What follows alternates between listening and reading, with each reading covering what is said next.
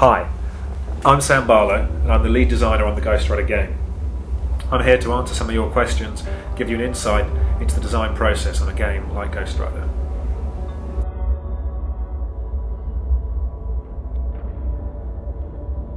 In my case, it all started with the comics. My boss came in and said we're looking at making a Ghost Rider game, at which point I got quite excited. So at that point I went away and I read the rest of the comics, every single one of them. Then I read the script for the movie, chatted to some of the movie guys, got a feel for what they were doing with the movie, the sort of horror western. And we then got together with the publisher and we brought in two Marvel writers, Jimmy Palmiotti and Garth Ennis. They were on board to come up with the storyline, some of the setting. So we had this big roundtable discussion during which you decide what stuff is definitely going to be in the game. It's all very high level. Ghost Rider has to ride a bike at some point. You never want to play as Johnny Blaze. It's never quite as much fun to play the alter ego. I think from day one we wanted to always be the Ghost Rider. Because we were going for a sequel to the actual movie storyline, we wanted to draw in some of the characters from the comics. This is the first true Ghost Rider video game. So we wanted to make sure that there was a bridge between the movie Ghost Rider and the comic Ghost Rider. We wanted to draw in some of the elements from the comics. Jimmy drew up this big long list of the characters. In fact, his idea was to pull in the exploding sharks. So if anyone got annoyed by the exploding sharks, that's Jimmy Palmiotti's fault.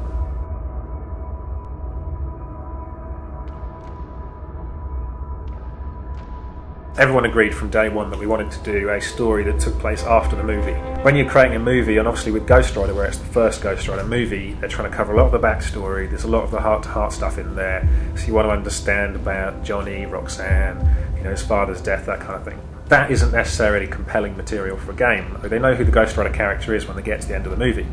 So what we wanted to do is we wanted to take up from the end of the movie and just go with this cool character Ghost Rider. And the starting point for the storyline was basically coming up with a list of characters that we wanted to meet through the course of the game. So it ends up being this kind of road movie structure where Ghost Rider's chasing these various evil souls who've escaped from hell. Which characters have to be in there? We knew Blackheart had to be. We wanted to get Lilith in there. Blackout had to be in there. He was probably my favourite character from the comics. Scarecrow everyone wanted to see.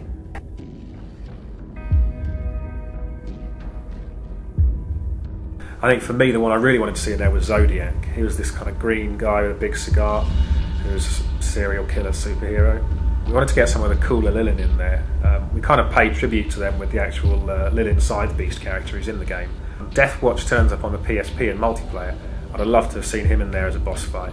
Probably for me, the one character who I absolutely wanted in the game and isn't in the game and would definitely be in there if there was a sequel was Death Ninja. He was one of Deathwatch's ninjas, but he died and he came back again. And he was this weird supernatural zombie ninja. To me, that's the epitome of a game character.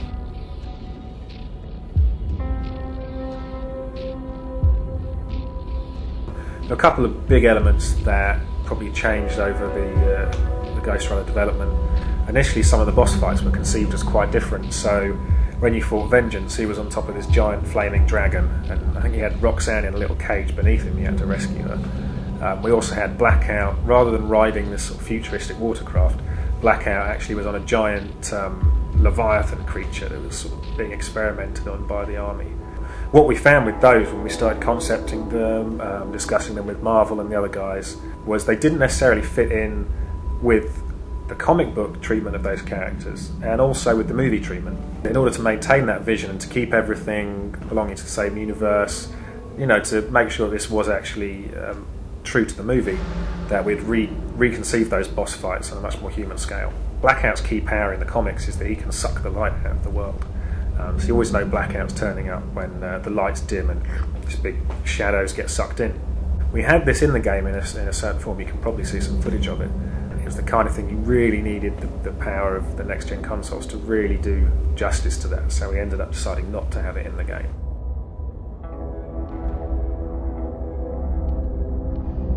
Yeah, that was a lot of fun. I initially had the meeting with them out in New York and met them face to face. And then throughout the project we spoke on the phone through conference calls and various emails. I think one of the interesting things actually working with Jimmy and Garth was seeing how the different writers responded to the character of Ghost Rider, how they both had quite a different comprehension of what the character was. Garth, he kind of came at it that Ghost Rider was almost this medieval knight character. It was this sort of search for vengeance and redemption. Jimmy sees what's cool about Ghost Rider to the kids, it's a biker superhero. It's a guy in biker leathers who drives a cool bike and beats people up. Garth really likes his gore. Obviously the Ghost Rider movie is a teen-rated movie, so the game has to be a teen-rated game. We'd get these scripts back from Garth. Love what you've done here, this is brilliant. Ripping Caretaker's face off. Crucify Caretaker. I don't know if they had issues with that character or something. Impaling people on church steeples, burning people at the stake, eye gougings. We're not really sure you can do that in a teen-rated game. We'd ring them up and we'd say, Garth, I'm sorry, we can't crucify the Caretaker, we can't impale him on a church steeple, you know, we need to tone this down a little bit. Jimmy kind of took on the role of the elder brother who sort of kept Garth under control and helped us tone down some of the script. It was interesting seeing the two of them work together in producing the script. I think with Ghost Rider we've got a nice balance where as you go through the game you actually feel like you're becoming more and more powerful, like a superhero. It's much more about letting the player have fun, letting the player feel really powerful against all these stupid enemies. Another aspect I'm really happy with is the kind of the fighting engine that we've developed and how that feels to play. You know, the game's all about stress management. Come home from a hard day at work, turn on Ghost Rider, power it up, bam, hitting guys, bam, hitting guys. You pick up the controller, you press bang, someone gets hit, bang again, someone else gets hit. You know, whenever you press a button, instantly you want something to happen.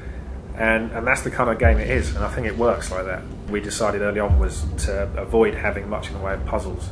It always strikes me as a bit odd when you have these super powerful characters take on giant 20-foot tall demons, but you know, he has to run around and push blocks, tiptoe across a rope or climb up a ledge, push lots of blocks around to make a nice pattern or something.